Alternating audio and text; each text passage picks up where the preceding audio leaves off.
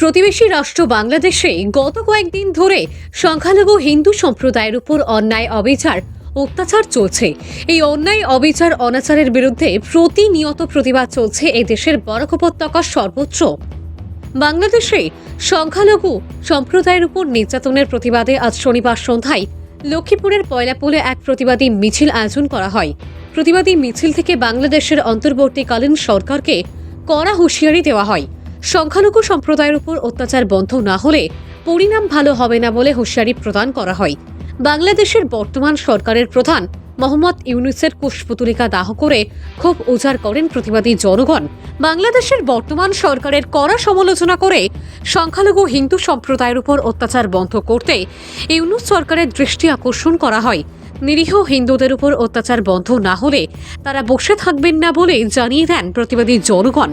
পয়লাপোলের সম্মিলিত নাগরিক মঞ্চের উদ্যোগে এই প্রতিবাদী মিছিল আয়োজিত হয়। এই প্রতিবাদী মিছিলে কয়েক শত পুরুষ মহিলা অংশগ্রহণ করে বাংলাদেশ সরকারের বিরুদ্ধে ক্ষোভ উজাড় করে দেন।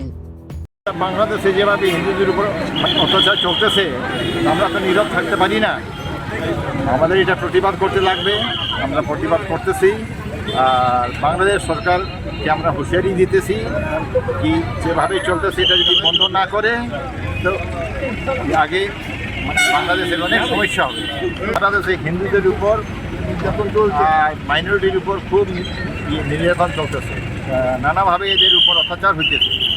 এদের সেই জন্যই আমরা এটার প্রতিবাদ করতে চাই, আমরা প্রতিবাদ করতেছি আর আমরা বাংলাদেশ সরকারকে হুঁশিয়ারি দিতেছি।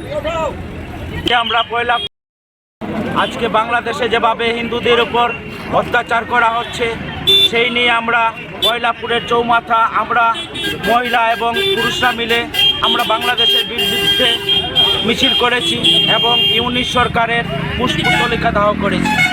আমরা চাই এবং বাংলাদেশ সরকারে হুঁশিয়ার দিতে চাই আগামী দিনে যদি এইভাবে আমাদের হিন্দুদের উপর অত্যাচার চলে তাহলে আমরা এমনি হাতে বসে থাকবো না, আমরা অন্য কথা ব্যবহার করব।